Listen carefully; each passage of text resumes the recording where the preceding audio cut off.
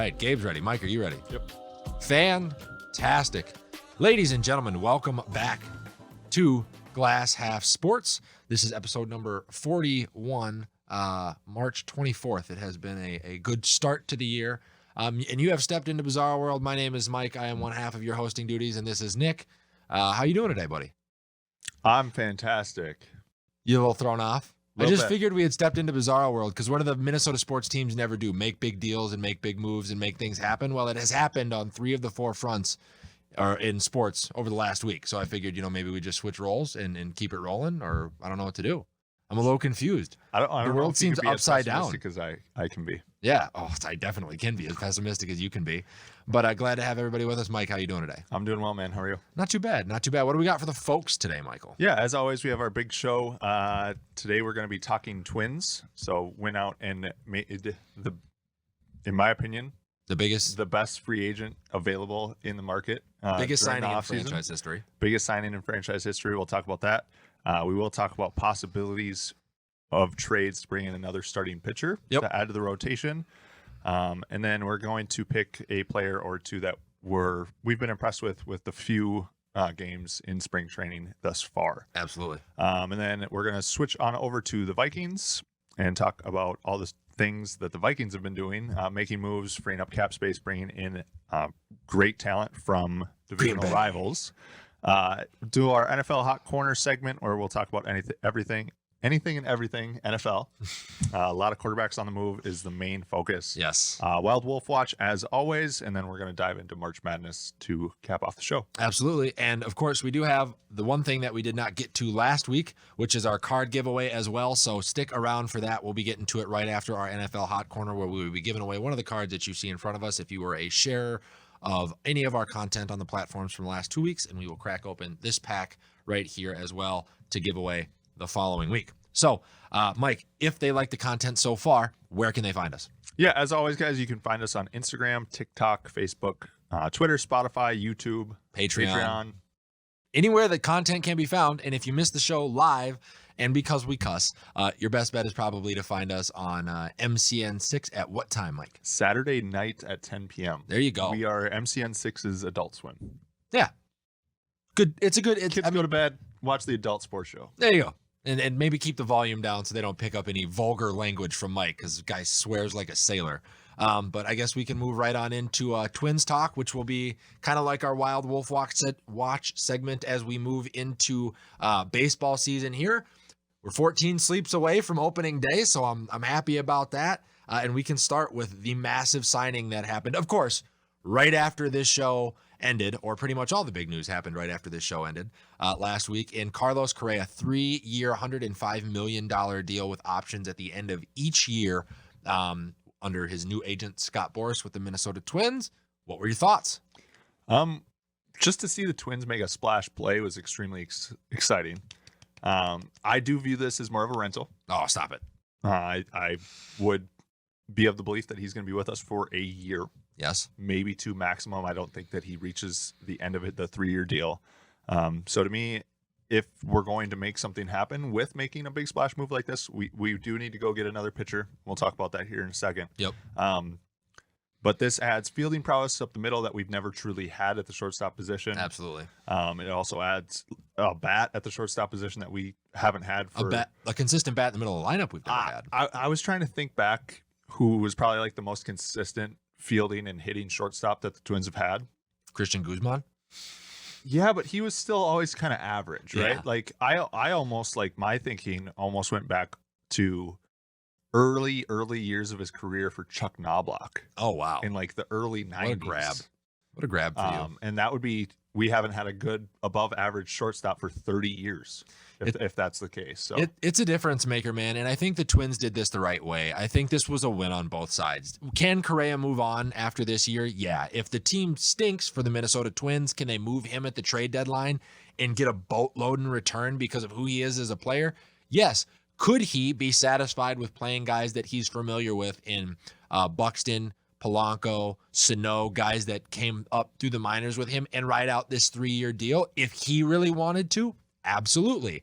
I don't think the Twins can mess this up. Now, if there was a team that could, it would probably be the Minnesota Twins. I'll mention that as the caveat, but you're looking at a guy now that you can slot in as your cleanup hitter at number 4 with his consistency that you know is going to hit 280. He's probably going to have about 20 to 25 home runs and a little bit less hitter-friendly park, but Correa's got great numbers hitting in. He did say that he loves target field. Yeah, with that batter's eye there. And he's going to drive in 100 RBIs, assuming the top 3 guys in the order are going to consist of Polanco and Buxton as the other 2. You're going to have a lot of speed. I might actually like to see Buxton at 9, but we'll talk a little bit more about the Twins lineup as we get closer to opening day. Yeah, so I love this move. Like I said, wouldn't be surprised if he plays out the whole contract just because of how familiar he is with the guys. The only retractor from this, and I know I could kind of talk to you about this earlier in the week, was they have let the wolf into the hen house. The Twins are a small market team, and Scott Boras is Carlos Correa's agent. And we've seen what he's done to small market teams that have really good talent. And with all the guys that we have coming up from AAA right now, this could be a recipe for disaster letting him in the door. So do you know who else's agent he is on the Twins right now? Royce Lewis. Yeah, that's going to be interesting. It's interesting being the agent for an up-and-coming shortstop and having your big shortstop client sign with the same team. Yeah. Now, there's probably some motive on Boris's part with that, whether Correa is going to be a mentor to help add value to Lewis, or just help him develop. Yeah. Or I'm really not sure. There's got to be some motive there, because you don't purposefully have 2 clients that play the same position in the same organization. Same team. Yeah, I don't know if that's a leverage move, maybe to get Royce Lewis out. We'll talk about that with the Montage trade or picking up another pitcher. But with this, let's assume that they are able to go get another pitcher, somebody that is sustainable. You slot him in as not like a true ace, but maybe between him and whoever they get in Sonny Gray, you've got a full rotation. Now, does this move the Twins up to be able to compete with the only other team in the division that I see as a true contender in the Chicago White Sox? Yeah, I mean, the White Sox are just really solid with a few stars. I see our batting lineup, as being better than theirs probably right now. Yep. So it would come down to pitching. And I think I heard it on, I want to say K-Fan yesterday. I want to say it was like the GM of the Twins was asked, what's your thought on the pitching rotation currently? And his answer was, a nice PC answer, but it basically stated that we don't have the pitching right now to win the division. No. So as of right now, we're just going to hope and pray that we do well enough to put ourselves in a position to compete. Or go get another pitcher would be another option. Right, which would be ideal, right? Maybe go grab somebody that could be a 1. That could be a 1. So let's do this. I want to know if the fans believe that Carlos Correa is going to be with us for 1, 2, or 3 years. Yep. Opt out or trade at the deadline, and then we'll kind of swing on into the Frankie Montas talk. Absolutely. And before we do, because we definitely forgot it at the top of the show, this is a live show where you can comment in. If you are part of that group of 30 people that is here on the Glass Half Sports page on Facebook that would like to get your comments seen live, go ahead and head on over to Notoriety Sports Network. That is where we get all of our live comments from. We will get to you here either on the show or after in the comments. So that's where you'll be able to put those comments up about Carlos Correa, and we can get into, the would you rathers for Frankie Montas. And this is going to be something specifically for the fans, and even Gabe in the back will kind of have him be the moderator here to begin. I'm going to have Mike go ahead and present a trade. I'm going to present a trade from the Minnesota Twins to the Oakland Athletics, and then we're going to let you guys decide whose offer was better and would you accept it. So, Mike, go ahead and kick it off. Yeah, understanding that who the making Nick play ball. Enjoy your day. Nice. Thanks, Jody. Understanding who the Oakland Athletics are, the whole Moneyball situation, yeah. You basically are looking at prospects to trade. 100%. The top 2, in my opinion. So, like, what I did was I actually did 2 prospects and a draft pick, and I made the draft pick conditional. Yep. Depending on Montas's performance and then the Twins' performance as a team overall. Yeah. So the 2 players I had were Simeon Woods Richardson. Okay. And Jordan Balazovic. Okay. And then I had a conditional second that turned into a first if the Twins advance past the ALDS. Okay. So that's both of those guys are in the top 10 prospect-wise for the Minnesota Twins. Yep. So say it one more time. Who are you giving up? Balazovic. Yep. Woods Richardson. Yes. And a conditional second. Okay, and you're getting Montas back in return. Getting Montas back in return. So here was my thought process on it. They are going to need an arm now and an arm down the line, kind of similar to Duran as my arm down the line as well. But I also think that they're probably going to need a bat that they are sure of. So, you know me, I'm part of Miranda Mania. I think he long-term actually could be a replacement for a guy like Miguel Sano. So I feel getting rid of him would be a negative, like something that you wouldn't want to do. I feel like he could eventually play the corner if something weren't to work out at that third base position with Gio or Urshela or whatever the case may be. I like him as a hitter, even as a potential DH replacement for Gary Sanchez down the line. So I steered away from him. But I thought giving up Jordan Balazovic, giving up Josh Winder, and then giving up Noah Miller, the guy that we picked up, whose brother is already in the majors, who's a really clean swinger, is a guy who's already projected to be in the majors early 2024. As a guy who could hit 270 somewhere near the top of the order, has some good fielding ability at either short or at third base, would be the offer that I would put forward to bring back Frankie Montas from the Oakland Athletics. So we both are trading away Jordan B. Yeah, I see Duran for some reason as being a more feasible option in the future. So me too. And Nash Walker actually just wrote an article about him this year saying if the Twins really needed bullpen help and a guy that maybe towards the trade deadline you could start to give some starts and some innings to, if Sonny Gray gets banged up or Joe Ryan needs a day, Duran could be that guy that can then fill in and kind of be your long reliever this year. I don't want to sacrifice that. When's the last time the Twins had an arm either on the mound or in the bullpen that touched triple digits and really did change the tempo that a batter has to hit against? They haven't had that. The last guy that they traded for came over from Boston. It was De La Rosa or whatever. Yep. And we traded him before he ever got on the bump in the major league. So right. I would protect him as a talent. I would protect Simeon Woods Richardson because of his age. He's a lot younger than some of the other prospects that we have as well. So there's a little bit more room. But that also gives him more value because of his age, right? I totally agree. So you guys let us know whose trade is better. Mike giving up who again? Jordan Balazovic. Yep. Simeon Woods Richardson and a conditional second. And I will give up Jordan Balazovic, Josh Winder, and Noah Miller to bring back Frankie Montas. Let us know which trade you guys think is more acceptable to get Frankie Montas back in return. Let us know if you think that the A's would accept either trade or both trades or neither trade. Absolutely. And we can kick on into the early standouts. Spring training is upon us. And for me personally, Byron Buxton looks like he's in mid-season form already, and it's exciting to see. Yep, that's the name I had down as well. Okay. I think everybody in Minnesota saw the crazy catch at the warning track, and everybody held their breath. Yeah, he came down and he didn't get hurt, right? Yeah, which is good.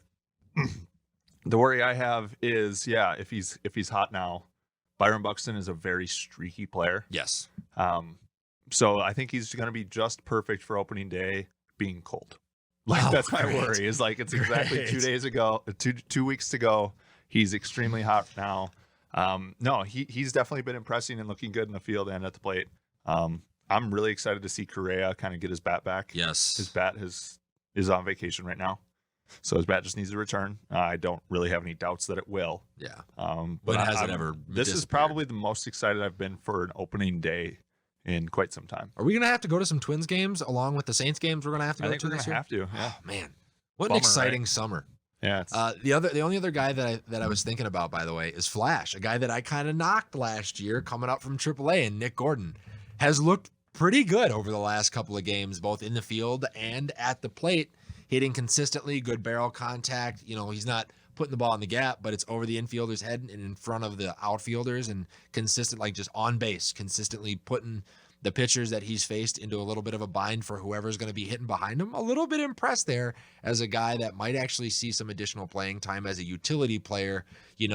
Arise goes down. Gio Urshela is having a bad start. Correa needs a day off. He can fill in at all three of those positions, or even in a corner outfield position. He almost reminds me of a more athletic Nick Punto. Nicky Punto?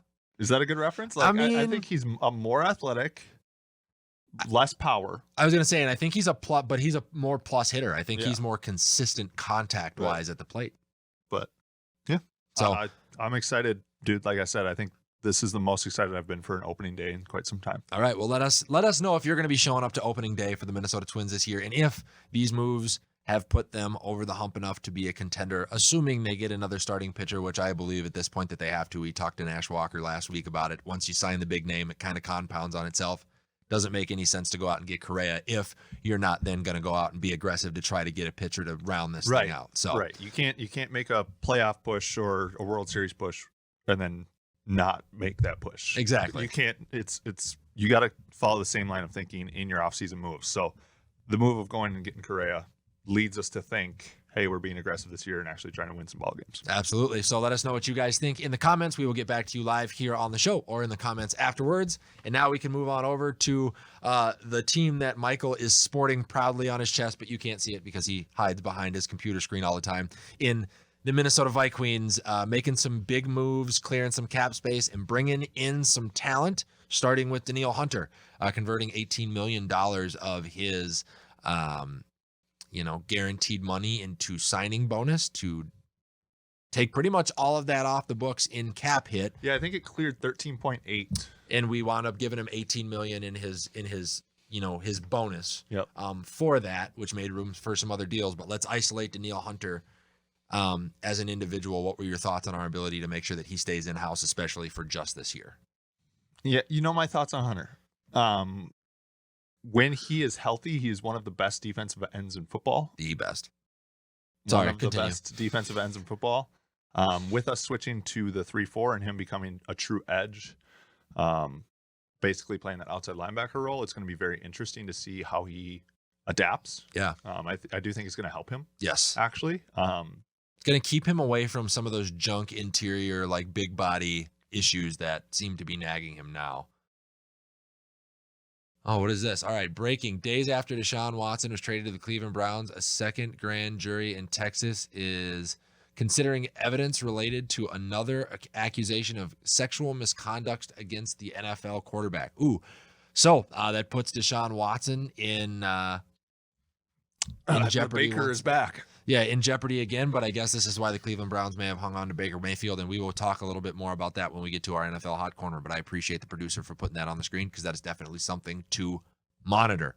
But back to the Danielle Hunter thing. I know you have thoughts on him. The biggest thing that I have with Danielle Hunter, I respect the hell out of him as a player. Injuries happen. You have no control over injuries. However, the best ability is availability. 100%. And he has not had that recently. I agree. So that was my whole... I was balking at keeping him around because his trade value was high. Yes. And he doesn't play.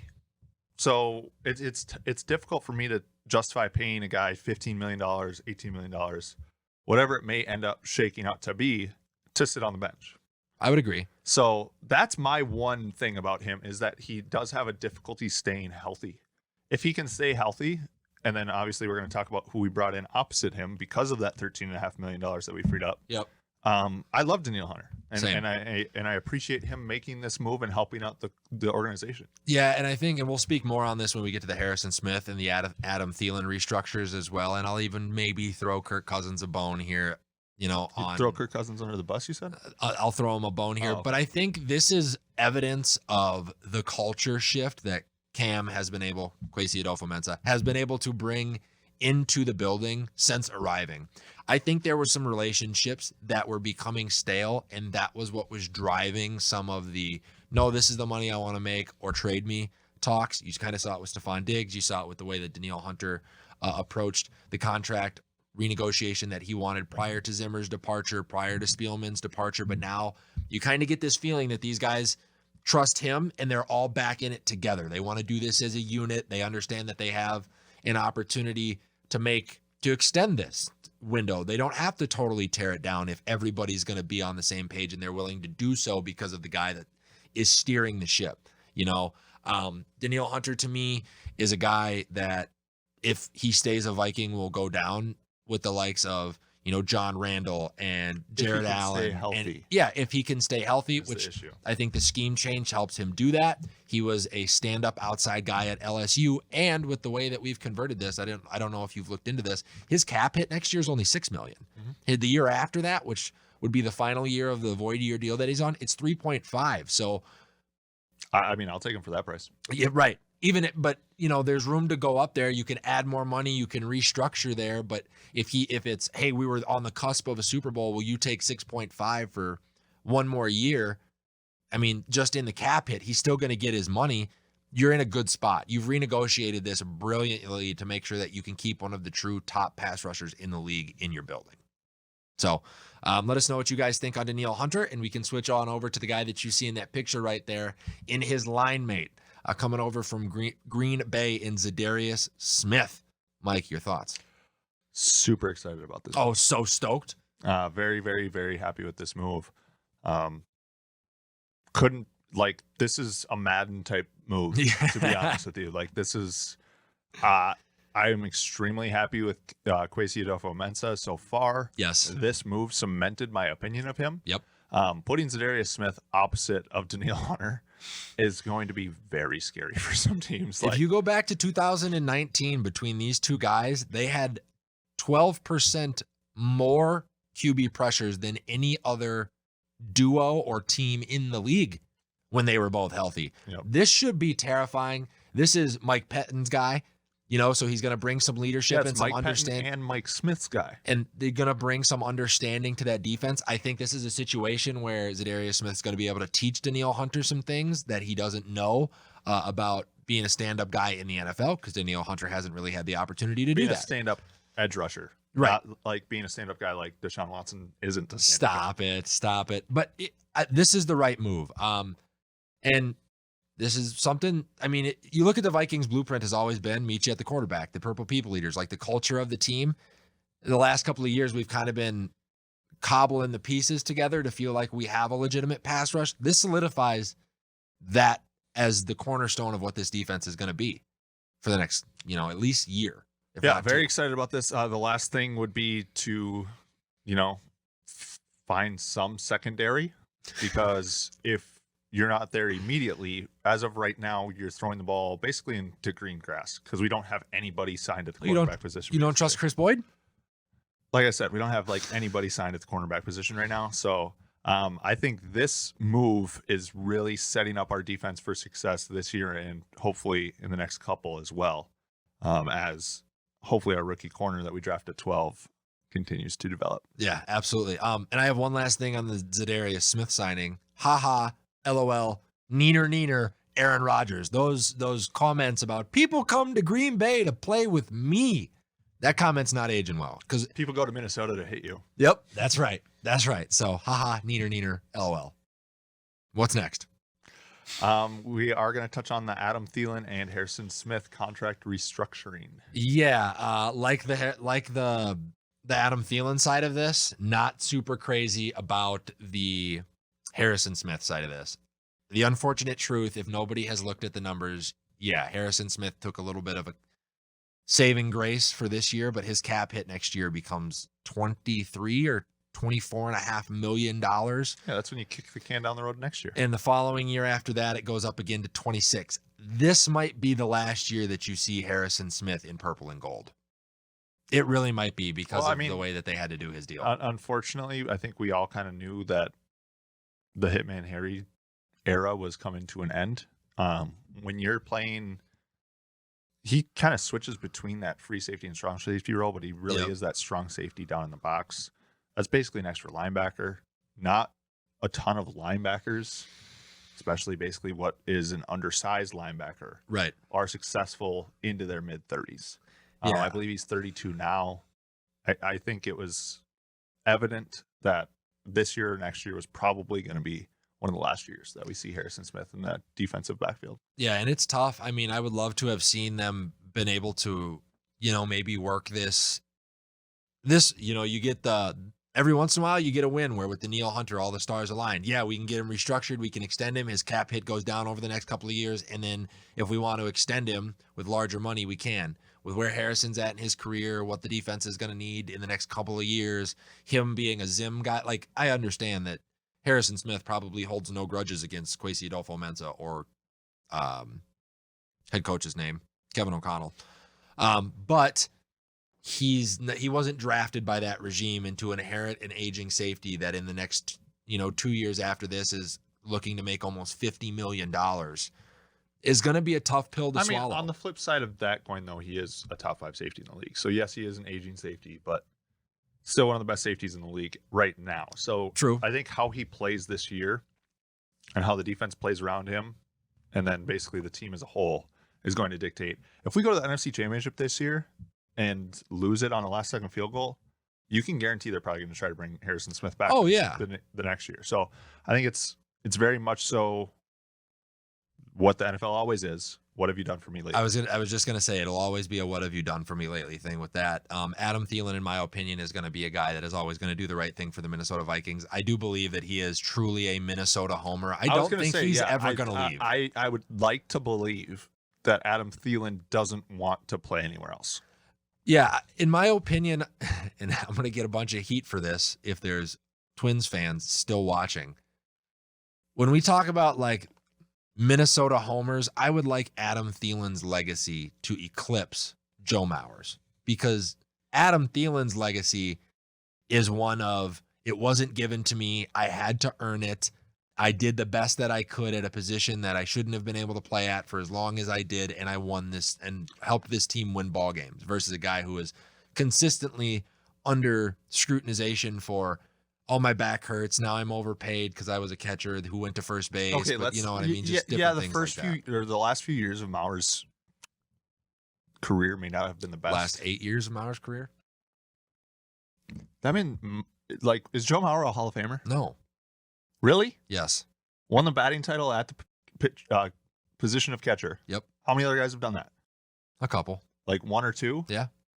Didn't he bat over 300 for like 2 or 3 years in a row or something like that? Crazy. Like, Joe Mauer is a potential Hall of Famer at the position that he played.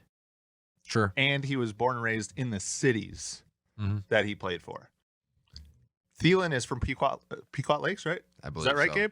Detroit Lakes. Detroit Lakes. Damn it. Sorry. My hometown. I apologize. So I don't like him because he's now the most famous guy from my hometown. But he's just not at the level of Joe Mauer, in my opinion. And I don't know if he ever will If be. he wins the Vikings a Super Bowl, it won't even be a question. Yeah, I think that would be the one thing that he could do. So I hope he stays until that happens, and then we can I shut think that's down the the one Joe thing Mauer that he talk. could do that would make him eclipse Joe Mauer. So, other than that, Mauer is Mark Grace, but he is celebrated like Sandberg. What a great comment, Gabe. I love that. His numbers truly are like Mark Grace, but somehow he got paid in an insane way. Like, he's the most overhyped player of all time. And I have a friend who went to a bachelor party with him the year after he signed the $18 million per year deal. Yeah. And he asked everyone to kick in for the limo. In true stingy Minnesotan It's fashion. just hilarious to me. Like, I love it. Played 15 years, batted career 306. Mark Grace had the most hits in the 90s. I guess he did, yeah. We talked about that a couple weeks ago, didn't we? I talk about it all the time. My thing, and then we'll move on before we get too sidetracked with the Mauer stuff. And I've always said this. If he would have stayed a catcher, he was a first ballot Hall of Famer. The minute he decided to move to first base, in an era where first baseman, the description of first base, give me a 280 batting line, give me 25 plus home runs, and be available on a daily basis as a guy who can hit in the middle of the lineup. That was what you would need to do to make the type of money that Mauer was making, and he never got there as a first baseman. And then because of that, still didn't take the pay cut that would have been necessary with the self-imposed salary cap for the Minnesota Twins to be competitive towards the back end of his career. Unfortunately, I look at Joe Mauer in a certain way as the same way I look at Kirk Cousins. He was not an dude. After he got Kirk to Cousins, he got to first base, he was a surround me, not an elevate me player, and we talked about this before the show. I agree with you, but you can't discredit the 6-time All-Star, 3-time Gold Glove, AL MVP, 3-time batting average leader from behind the plate. Yes, I can. No, you can't. I just did it. Well, you sound like an idiot. I actually sound like a genius. Pulling up the numbers here, You're you just guys be surprised to see that He had 1 year, he had 28 home runs, and then the rest of the year, he was under 15. Yeah. Actually under 14. I'm not surprised. Because he was I'm always an not average surprised. guy. He was always an average guy. But he got paid off of that year, and all this hype is around that. Right. I'm telling you. No, I get it. In 2009, to hit 365, have 28 home runs, to be that elite is insane. I mean, But then he stopped catching. dude, almost 7,000 at bats in his career though, and batted 306. Okay. And I would say 5,000 of those at bats was him behind the plate. 2,000 lifetime hits. Yeah. I'm gonna pull up Mark Grace. I just got him. But Gabe, would you say Joe Mauer is a potential Hall of Famer with 3 Gold Gloves, 6-time All-Star, AL MVP? A potential Hall of Famer, Yeah. but I'm saying like Edgar Martinez is a better player than he is. Rafael Palmeiro is a better player than he is. Like he is Adrian so overhyped, it's insane. Beltre was a way better player than Mauer was for his entire Adrian career. Beltre? Yes. He has 3,000 career hits Think about it. and was a Edgar way better power hitter. Martinez. Am I And- just brainwashed, guys? Is that what I'm realizing right now? Yes. Yes. You were brainwashed by the Minnesota media who for years told you that Joe Mauer was the saving grace of not just the Minnesota Twins, but baseball as a whole. And the last years were not He great. had more hits than Mauer. Mark Grace had more hits. What was his? Do you know what his batting average was? He had more home runs. Mauer had only 143. Grace has 173. I want to say his lifetime batting average was 309, but I'm trying to find it. But this is Mike realizing that his childhood was a lie. And by the way, I think Mark Grace is a great player. I think he's super I underrated. mean, he led the 90s in hits. That's Yeah. right. That's not easy. You'll to hear that do. once an episode. Yeah. We're going to get a Mark Grace counter for the Oh, show, yeah. and we're going to drop it down every time Gabe brings it up. I wonder if we could probably ask Mark Grace to come on the show. We should. That would be so awesome. He has a great story about his wife cheating on him with a famous actor, and I can't remember who it is. He's a that lifetime amazing 303 thing. hitter. Lifetime 303. Okay. Wow. You see what I'm getting at now? All right, fair All right, enough. we'll leave the Mauer thing alone. If This- you have any snide That comments, was a you can nice direct them at me. diversion. But we can get to the NFL Hot Corner next. You want to talk about, like I said, ladies and gentlemen, if you are a fan of this show, as soon as it ends, what you need to do is go to your local sports channel and sit for about an hour because something massive will break right after this show ends. It has happened 2 weeks in a row, so you can officially, call us the start of the sports media weekend. It happens Thursday at noon. Would you agree? Yeah, I mean, it has held true the past couple weeks. I would say 3 weeks is a pattern. So I think this is the week that really determines it. If something big breaks, Right after this show? I mean, to be honest, the Deshaun Watson thing breaking is pretty It's big pretty news, big. and that's during the show. So we're almost there. We're not far off ever. So what was the first thing one of the first things that kicked off was Deshaun Watson heading to the Browns. We'll talk about that first because obviously there's a new grand jury in Texas. I would like to see that play out more before I make any kind of comments on what the impact of that could be, for the Browns and the Texans and all the things that transpired with the trade. Let's put that aside. Let's talk about the trade itself, him getting out of Houston and moving towards Cleveland as his choice. I didn't agree with the move. Why? Couple For of reasons. who? On either side. And I'm going to tell you why. Right now, who does Cleveland have as wide receiver weapons? They got rid of Jarvis Landry.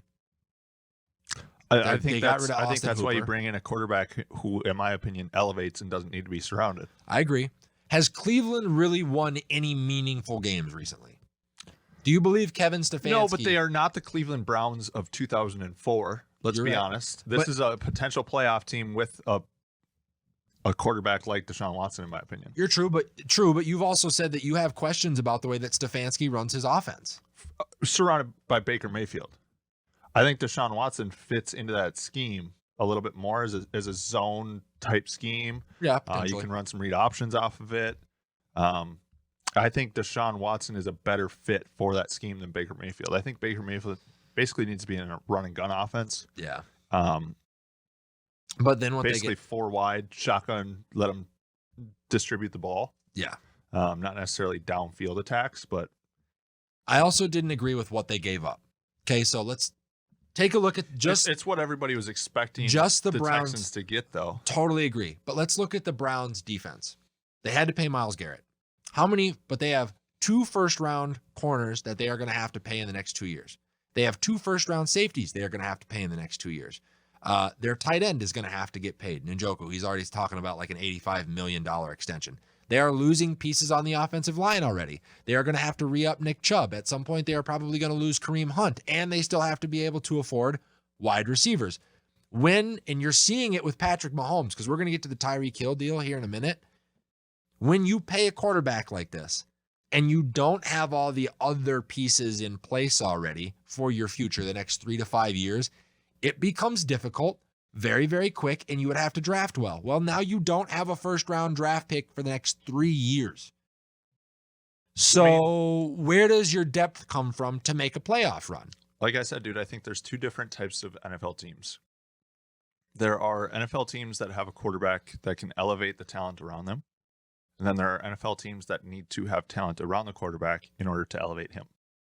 I think that the Cleveland Browns with this move went from one side of the coin directly to the other. I agree with that. They had a quarterback that they did need to surround with talent to elevate in Baker Mayfield.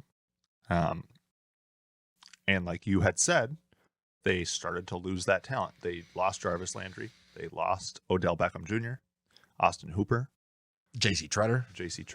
And the talent was leaving the offensive side of the football, making Baker Mayfield look worse, in my opinion, than he is. There's a reason why he's not on a new team yet. I think, well, we'll see. I think it's more to do with his attitude, to be honest with you. Yeah. But I think understanding that you don't have the weapons to surround a quarterback that is mid-level, you need to think outside of the box if you want to stay relevant and competitive. I don't think that this was a bad move for the Browns. I don't think it was a bad move for Deshaun Watson going to a smaller market, arguably a less football intense market for sure. Well, it's something that media-wise less spotlight yeah. on him for sure. I think he plays in a division that he could possibly win almost every year. Ooh. That's going to be close. Possible. Healthy Lamar. We're going to talk about what the Bengals are doing. Yep. That's tough. But it's not going to the AFC West or NFC West either. Right. I think this move for Deshaun Watson was a great one. I think he has a great offensive line in front of him as well. And he can elevate younger receivers that they have currently. Yeah. I think Deshaun Watson is going to need to play extremely well, and that the Browns are going to have to at least become a wild card team with him. Yeah. Otherwise, this was the Herschel Walker trade of the Cleveland Browns. Yep. And for those of you who don't know, the Vikings got fleeced. The Vikings traded, I believe, in the early 90s for Herschel Walker, running back for the Dallas Cowboys. And we basically traded them that type of a haul with picks. And it turned into Troy Aikman, Emmitt Smith, and Michael Irvin. Yeah. Which not great. Which led to the Cowboys 90s dynasty. So, yeah, I mean, I think it all really depends on how Deshaun Watson plays, who won this trade. I agree. And they've got, in my opinion, he's going to get he's still young enough to where he's going to get the opportunity to get paid again. The other thing, too, is I don't trust the Texans with those picks. Factual. To be honest. Factual. But the other part of this is the deal. It's a 5-year deal. So he's going to get a 5-year run here in Cleveland. And if it doesn't work, he still could go somewhere else. Yeah, he's young enough. He's like 26-ish, 25, right in there, 26. So he'll get another payday at 32, 33. Mm-hmm. You know what I mean? He'll get that Kirk Cousins money. So I think, stop it. I think coming down off of, the deal, you're going to get a whole lot better look. This isn't one of those things where he gets traded and you're like, well, make or break your legacy. I think it almost is, but to be honest with you, coming off a 4-12 season in the last season that he played. But he led it. He was in the top 5 in every statistical category in the NFL. Except wins. True. Didn't you say last week that wins are not a statistic measured by quarterbacks, though, when I talked about Kirk Cousins? That sounded a little double standard. That's not what I said. That's not what I said. I said fans who look at just win-loss records are incorrect.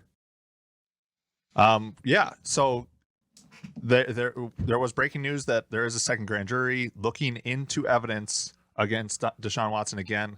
I think Nick brought up a great point. Did Cleveland know? Because they have held on to Baker Mayfield. Baker Mayfield is still a quarterback for the Cleveland Browns.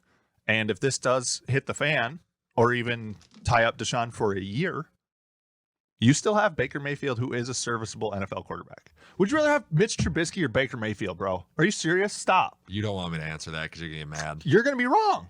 You would rather have Mitch Trubisky. One of them is a starting quarterback for a franchise that never seemingly makes the wrong decisions. The other one can't get traded for if he wanted to.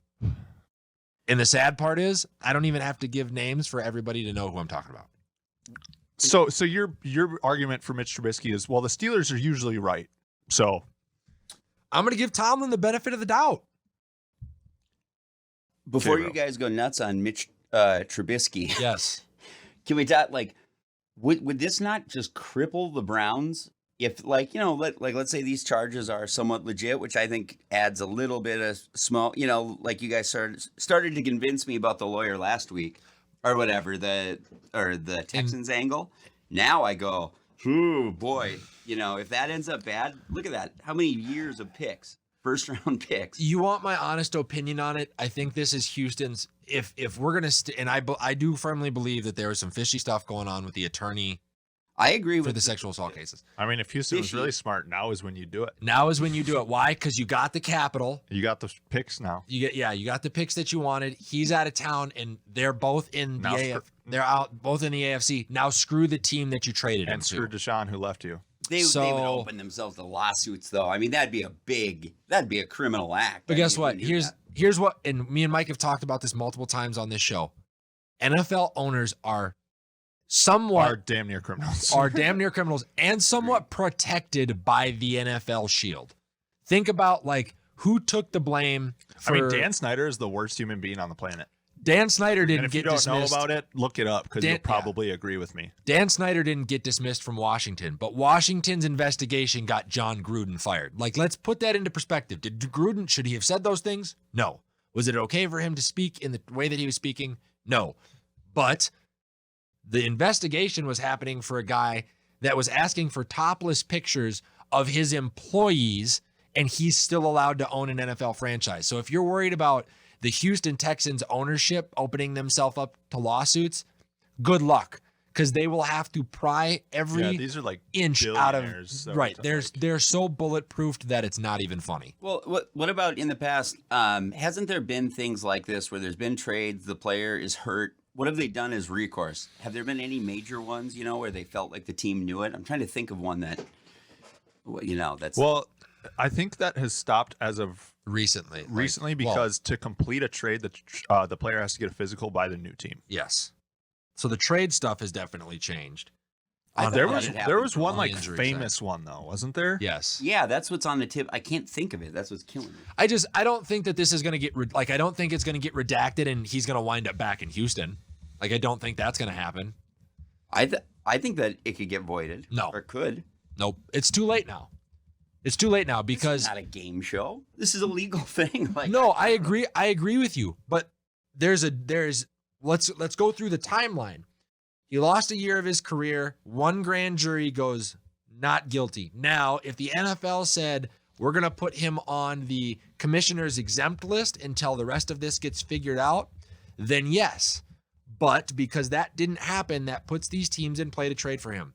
He gets traded for. New allegations and new grand jury comes forward. That's now Cleveland's problem, not Houston's problem. How many days old is this trade? 5. 5 days. Okay. Yeah. It's just, I mean, I can't wait to hear statements from the Browns. I mean, if you're a Browns fan too, right? Like, holy crap, did you guys vet this? They're backing him. And you know what? From what I've heard, because I'm actually on a few of the Browns like fan pages on Facebook, it's really half and half. Because and the half that isn't happy that he's there is because of the character thing and not his play. So I would be willing to bet that on a play football basis, they're all happy. Yeah. So in my opinion on this, if you look at his contract, 5 years, $230 million guaranteed. You know what his cap hit is or his guaranteed money is in the first year, Gabe? $1 million.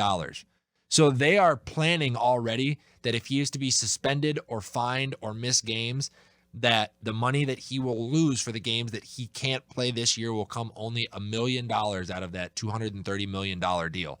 The Browns have protected him financially that way. I wonder if they did know then. So that, it's a great question. That does make me It's a wonder, great question. So we'll find out more. We will find out Is more. he going to get paid more than A-Rod, more than Aaron Rodgers if it comes to fruition? Is that more per year? So that would be $229 million over 4. So you tell me. That would be 50. Well, holy balls. What is that? Hang on. 229 over 4? 229 over 4 would be over 50 million, like 60 million. 55? 50, yeah. 57? Holy crap. So that's that's that's more than amazing. Mahomes, because Mahomes is 10 for 50 each year, right? Yep. For $500 million. so that's the kind of, Cleveland's all in on They this bought guy. in. Holy smokes. Yeah. So let us know what your guys' thoughts are, both on the new allegations for Deshaun Watson and minus that, what you think of the trade of him heading to Cleveland. And then next, we can do a little bit more of a tap dance, neener, neener, haha, LOL on what? We got to start going faster. I know we do. Okay. Just letting you know. We're in 2 My minutes. fault. No, it's good. Like, I still like, the little diversions we take. We just got to go. Yeah, I know. So Hurry up offense. Devontae Adams Green light. leaving the Green Bay Packers, actually turning down more money in Green Bay to go to the Raiders, per sources. This was wild. This was the news that dropped like right after we got off the show on Thursday, and my jaw hit the floor, and then I was dancing in my car for about 5 minutes because the only guy that Aaron throws the ball to is that guy, and he's not even in Green Bay anymore. Yeah, as a Vikings fan, you see Devontae Adams getting traded out west, and then Darius Smith hopping the Minnesota-Wisconsin border in the same week. It's been a great week. Packer fans, neener. Devontae Adams to the Raiders is going to be extremely exciting. Derek Carr and him played together at Fresno State. Yep. They like each other a lot. That's one of the main reasons that Adams went out west. Yep. Raiders add to their firepower along with the AFC West, man. Like, if you have the opportunity to watch an AFC West game this year, just Do watch. or go It's if you're damn in the near a area. playoff game. Go. Like, I don't care if it's week 3. Yeah. Watch those games. Every drive is going to matter. Yeah. Listen, I like this. This was a great move.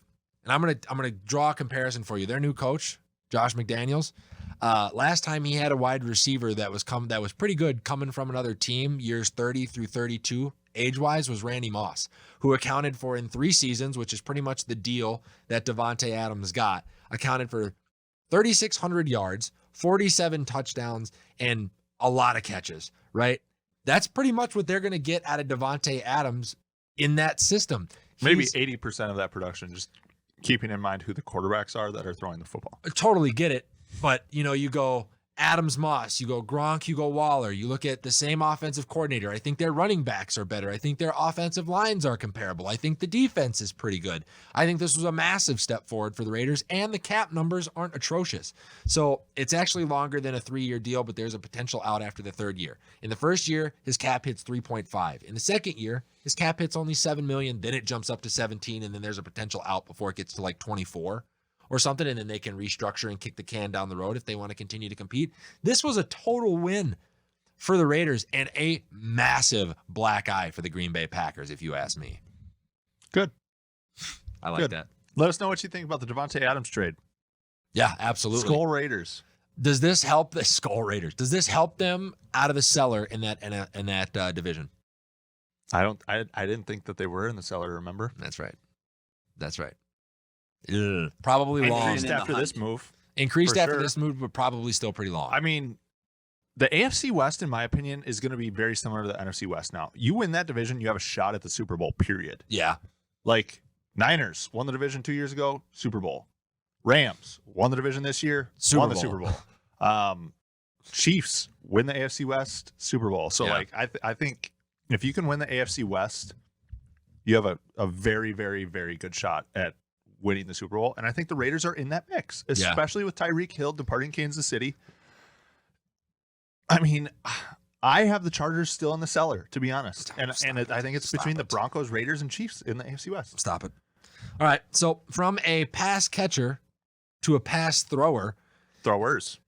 The aging relic in Matt Ryan moving on from Atlanta with his massive cap hit to a team that can afford it. In the Indianapolis Colts, who have been stone silent during free agency. kind of showing up in Indy, kind of, I guess, hoping to revitalize the back end of his career and make the money that he's being paid worth it. And then Marcus Mariota re-pairing up with Art Smith in Atlanta. What are your thoughts first on Matt Ryan's move to Indy, and does this help them or improve them over their previous situation with Carson Wentz? Matt Ryan is not the guy he was when he won the MVP. Won the MVP. Yeah. He's an aging quarterback towards the end of his career. He maybe has a year or two left. Indianapolis is the place where quarterback careers go to die in the past few years. Yes. I think he's going to play 1 year in Indy. They're going to finish 8-9, and he'll retire. Yeah, I think that's going to be about it, to be honest. I agree with you. I didn't like this move. I didn't understand it, especially with a guy like Baker being available. I think that even would have been a better fit for him in Indianapolis. I said that 2 weeks ago. I would have taken, Kirk Cousins in a trade. I would have taken Marcus Mariota. There's a lot of options out there for Indianapolis to go get a guy that could kind of bridge you, because I know they're real high on Sam Ehlinger. Here's the benefit of Matt Ryan, though. He's a veteran guy. He's a locker room guy. He's a leader. He's also not going to turn the ball over 3 times against the Jacksonville Jaguars in a Week 18 game to get to the playoffs. 100%. And I think this is a plus for it's a plus for Jonathan Taylor. But I said it at the beginning of last year, and I don't like dancing on the graves of like the end of careers. But I told you when Julio left Atlanta, you were going to see a massive regression from Matt Ryan because his weapons were what were. And Kyle Pitts isn't who everybody thought he was yet. And so when you lose weapons like that, you do truly get to see who he is. And the wide receiver room he's stepping into now in Indianapolis is worse than the one that he had in Atlanta. So not great. This is tough. Now, do I think we possibly see do I think we possibly see a Matt Ryan, Julio Jones reunion in Indianapolis? Maybe. But that would be pretty sick to see, though. Matt Ryan, Julio Jones, and T.Y. T.Y.'s not there. He's unrestricted free agent. Oh, that's right. So they got Pittman, and that's about it. That is about it. Wow. So it's going to be tough for the Colts this year. You're right. It is a place where quarterbacks go to die. On the Marcus Mariota side of things, he's going to get this is his second chance. He's been able to bide his time long enough. Yeah, what does that say chance. about the Atlanta Falcons, though, that like you're gonna hitch your wagon for 2 years to a guy who's been a backup for a couple? Like, there are other starting quarterbacks available currently. Yeah. I think they're hoping to get into the draft and get a guy in the next 2 years. Tank for Tua type scenario here. Tank for Bryce Young. Yeah. Why Something even like sign that. Mariota then? Why not just start like Felipe Franks? Seriously. I don't know. Like, if that's it, like, that's why it doesn't make sense to me. If you're going to sign Mariota to be mediocre or below average and go for draft picks, why even sign him? And the unfortunate truth is because the NFL is a business, and you have to find a way to sell some tickets. They got a brand new stadium down there. They have to Marcus Mariota is going to sell out the Mercedes-Benz Stadium in Atlanta, Georgia? I don't think anybody's selling out the Mercedes-Benz Stadium in the next 3 years. But my point being is you got to have somebody, and they just don't have that guy right now. So they had to go get somebody that was going to be serviceable. If they brought in Cam Newton, you don't think he'd sell more tickets than Marcus Mariota in Atlanta? I actually, and you're going to hate me for this, I think Marcus Mariota is a better thrower of the football. The question was, more tickets? Yeah, More Cam tickets. probably sells more tickets, but they would be even less relevant with Cam in the building. they're clearly not trying to win games. They signed a backup quarterback to be their starting I quarterback. got you. I understand. Hey, bro, I think Sage Rosenfels is available. Get Jeff Garcia a call. All respect to Marcus Mariota. I've literally been a fan of his since he was at Oregon. I'm Yes. very, very happy that he's getting a second chance. That's not what I'm saying. I'm saying, as the Atlanta general manager, you're trying to stay relevant. You're trying to stay competitive. If anything, you're trying to get back to relevancy in a tougher division that still has Tom Brady and basically nobody else. I think familiarity was key here. I think him knowing Mariota, how he operates, having that relationship, understanding the personnel, all of that stuff made the difference. I really do. It's just it's a super conservative sit on my hands move. I agree.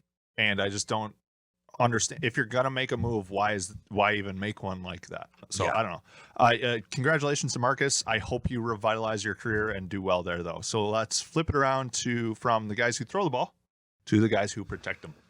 Pass sets and everything, man. The Bengals have been I gotta bullet kick step one of these days. roofed.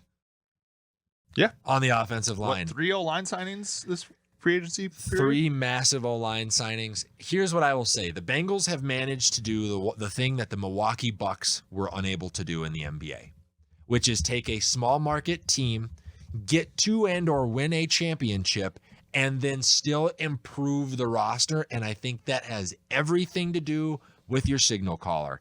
I think guys, like, you want to talk about a guy that should step to the podium and say, no, guys come to Cincinnati to play with me. It's Joe Burrow. It's not Aaron Rodgers in the Midwest. Guys buy into who he is as a competitor, as a teammate, as a person. Zach Taylor's all in behind him. This is the kind of commitment that we wanted to see from the Bengals organization dating back to Carson Palmer. And they're getting it now. And it's working. Like, I'll give them credit. This is a smart move. They had one blaring issue, which was their offensive line. And they're like, you know what? Fix it. No other questions. Fix that and only that. And we'll run it back. Yeah, I mean, I don't know why you had to bring the Milwaukee Bucks into this, but this is something the Vikings have been trying to get right for 10 years. Yeah. And all the Bengals did was go sign better guys. Like, it's not hard. At the end of the day, it's not hard to develop your offensive line. Yeah. And the Bengals just showed that. Like you just said, we had one weakness in our Super Bowl run. It was the offensive line. Yep. We have money. Let's spend it on the offensive line. What a freaking concept. Like, this game is so easy at times, and guys just convolute it and confuse it. If you have a weakness, go address that weakness and possibly make it your strength. Yeah. The Bengals got much better this offseason. 3 very good offensive linemen as well, not Dakota Dozier type signings. Congratulations to Chicago Bears for signing the bulldozer, by the way. And yeah, I mean, I'm excited to see what the Bengals can do this year with a revamped. Can you imagine Joe Burrow behind a good O-line? It's gonna be fun to see. The AFC is so loaded this year. Mm-hmm. The entire AFC, and not as top heavy as we transition into our last topic. Yeah, a team that is top heavy and a team that kind of had to take one for the team here. The Tyreek Hill trade happened yesterday. Tyreek Hill heads to Miami for 5 picks in total. First round this year, second round this year, 2 fourth-round picks and a 6th-round pick. My honest opinion on this one is it didn't make sense for either side. I know, but listen. This sounds familiar. I don't believe Tua is the answer at quarterback. I don't believe that the addition of Tyreek Hill makes them better than what you're going to see out of New England and what you're going to have to deal with in Buffalo for the next 2 to 3 years. I don't. So at best, they're still a 3rd-place team. Congratulations. You are now better than the Jets. Well, you were already better than the Jets. And now for Kansas City side, I get it. This is tough. I don't know why you would pay Juju and not pay Tyreek Hill. I don't know why you would sign Corey Coleman and not pay Tyreek Hill. Those moves don't make sense to me. But when you have a quarterback who's making $500 million, these are some of the casualties that are going to come. So why pay Juju and Corey Coleman and not Tyreek Hill? Yeah. Because you need more than one receiver to run routes. Draft. With NFL plays and stuff. So you have 11 guys. They've right? drafted Mecole Hardman. They have drafted. No, I get it. They've drafted well at the wide receiver position. Why can't they just continue to do that with young talent? Well, wow. Like 5 picks would also help them do that, wouldn't it? I agree. No, this was a great trade for both sides again, dude. You're just wrong. No. Again. No. Like with the Deshaun Watson deal. It's okay. It's okay. No. It's okay. Don't touch me. The Dolphins passing game is absolutely ridiculous right now because Tua Tagovailoa is a quarterback that you need to surround with talent. Like we were talking about pre-show. Sure. At Alabama, he was a great quarterback, won a national championship, surrounded by talent. He now has the 2 most explosive deep threats in the NFL, possibly. No, I agree. Jalen Waddle and Tyreek Hill. That offense is going to be ridiculously fast. And I think they're possibly better than the Patriots at this point in time because the Patriots have a quarterback that you need to have talent around and don't have any talent around him. That would have made sense. Now, if the Patriots would have gone out and gotten Tyreek Hill, how does it not make sense for Miami? Because I don't believe in Tua enough. Like, I think there's a legitimate reason why they brought Teddy Bridgewater in and paid him fringe starter money. Because I think halfway through this year, Mike McDaniels is going to be looking at Tua and go, I can't do this. I disagree completely, to be honest with you. I think seeing how Tua reacted for an entire year with speculation of Deshaun Watson coming there, and then seeing Baker Mayfield crumble under that pressure in 48 hours, Tua's a franchise quarterback.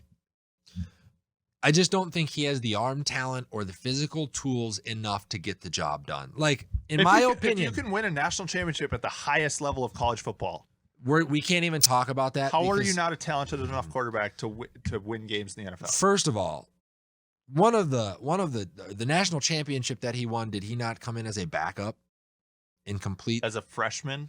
I agree. At halftime and have hella composure. Can you also and come back from behind and win the game? Can you also agree that in that situation as a freshman, knowing you have more opportunities, there's probably less pressure than one would think? Also, think of all of the Alabama talent that has been drafted in the first round and has made Pro Bowls from that team that he was on versus the field of the rest of the NCAA. You're right. He is a surround me quarterback. Surround me with all of the best. So why not surround talent. him with like one of the best receivers in the game today? I agree. Oh, and no, I that's think a dumb move. And Miami. I'm not saying it's a dumb move. Come on. I'm not saying it's a dumb move. I'm saying what people think is, oh, we got Tyreek Hill. The Dolphins should win the division and make a run in the playoffs. I didn't say that. That's what the fans are going to think. That's what happens when you bring a guy in and then guarantee him 4 years and $120 million, which that's only going to create cap issues if this works. Do you not think the Dolphins can possibly beat the Patriots in the division now? I'm sorry. I'm not ever betting against Bill Belichick. And Okay. You're a fool if you do. I think Miami and New England, as of right now, are tied for 2 in that division. So it's going to be how the season shakes out. Miami's playing an easier schedule. And in a big spot. You want to take Miami go 11-6 and sneak in a wild card, because I still think Buffalo's winning that division. Okay, so in a big spot, say it comes down to a game between the two of them late in the season, you're going to take Tua and a first-year head coach over Mac Jones and the greatest NFL coach in history. Depends on where it's played. Because if it's a late in-season game, January-type game in New England, that's different than playing in Miami. And you know it is. You're right. I don't. Especially The goal for me, for any NFL team, is to win Super Bowls. Construct a roster that can win Super Bowls. Playoffs are not good enough. Here's what this move also does. This gives you a clear look at who Tua is. Sure. If he cannot excel with Jalen Waddle and Tyreek Hill, and you do end up going to Teddy Bridgewater, then you know you need quarterback help. Yeah, then Tua will be the Colts quarterback. Right. If Tyreek Hill comes in and elevates Tua's play enough, like that's what this is. Yeah. Is we understand we have a quarterback that we need to surround with talent. Is it possible to have the talent enough to help him win games? Because like you said, his college team was basically dominant across the board. He could be average and win games there. At what point, though, is it addition or subtraction by addition? Because having Devontae Parker, Myles Gaskins, and Jalen Waddle last year wasn't enough. I mean, you still have Devontae Parker, Myles Gaskin, Jalen Waddle, and now Tyreek Hill. I would tread on. I'm treading and Mike on Gesicki. Thin ice. As the Dolphins franchise for this. Neither one of different, different situations. Dylan says Johnny Manziel was a college god because of what he did after the game. Yeah. Tim Tebow, also a college god because of the time he spent praying after the games. Yeah. I was trying to make like a God joke there somehow, but I can't come up with one. I mean, Tebow didn't succeed in the NFL because of his throwing motion. And like he was a power running back that played quarterback. He was a tight end. Threw 10 jump pass touchdowns from the 2-yard line. Yeah. Tim Tebow is not Tua Tagovailoa. Tua can throw the football. He may not be able to throw the football 70 yards downfield. You're lucky if you can get it 40. I disagree, dude. Stop. Come on. Stop it. If you're going to be like that, we're just going to move on. We are going to move on because we got to give some cards away. You ready? Yep. All right. So let us know your guys' thoughts on our NFL Hot Corner, which consisted of moves by teams like the Las Vegas Raiders, Miami Dolphins, the Bengals bulletproofing their offensive line, and many, many more.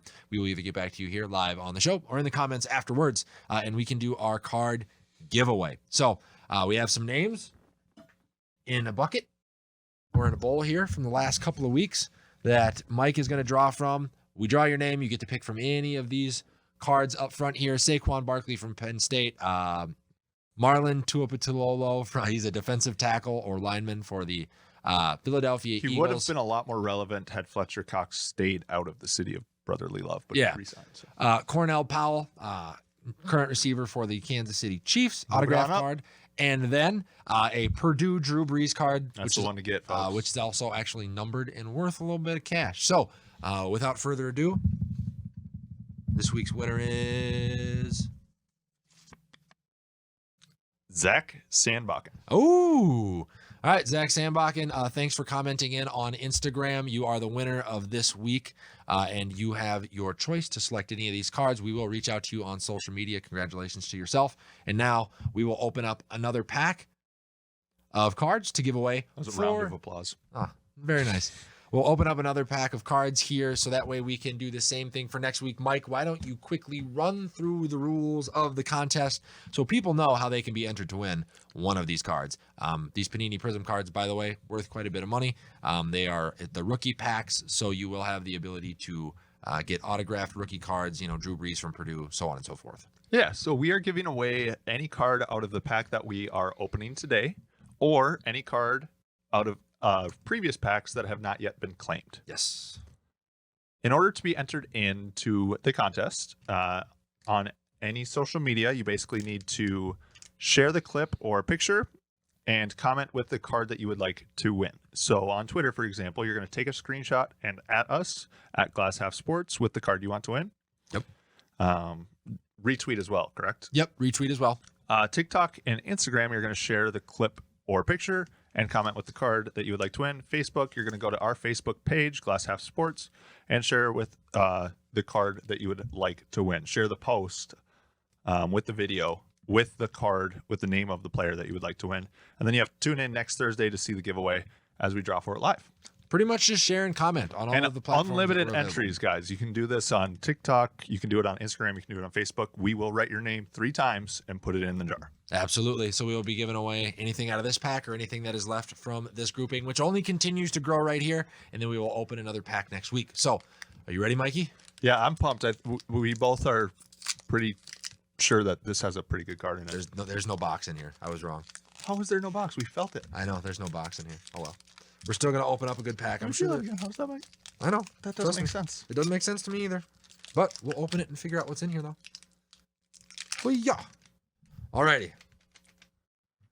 So we down on this camera right here, starting with Russell Wilson, Wisconsin card. Do I need to get zoomed in here? Then we've got Julian Edelman quarterback card. That one I'm probably gonna keep. That one I'm probably keeping if it doesn't get taken away. Kent State. Tilt them just forward a little bit there, bud. There you go. Ben Skronik. What'd you call me? Ben Skronik, wide receiver from Notre Dame. Raheem Boyd, Arkansas. Oh, is that what I think it is? Brandon Cooks card. Ooh, that's a sick one. Yep, from Oregon State. Yes, dude, that is the Laviscus card right there. Chenault Jr. from Colorado. Kylan Hill from Mississippi State. Ooh. And that's a Trey Lance card, ladies and gentlemen. From What does that say on the ribbon? SU. It says Crusade. Is that a mirrored card? Yeah. It is. You Wow. can see yourself in it. Well, that's pretty cool. So all of these cards will be available to be won next week. Like Mike said, pretty much just find us on any of our social media channels, Twitter, TikTok, Instagram, YouTube, Facebook, and share, like, and comment with the card that you would like to win. And you will be entered into the bowl for next week. Unlimited entries. Looking forward to giving some more cards away. And we can move on now to Wild Wolf Watch. I'll eat some crow here. Hey guys, can I zoom in on the cards right there, the ones that are existing, just for people so These they know? ones? Yeah, exactly. go so ahead. they know what to choose for. Just if you just want to take Have a at it. second. So there. Whoops. Here we go. Let's see Gabe's excellent producer skills here. Yeah. Trying, yeah. There's a little bit of glare. I don't know how to fix that either. Here, Gabe. Tilt them. Well, you can't because they're going to fall over. That's the issue. Okay. Well, Here, does this help? is that the money card? Would you say?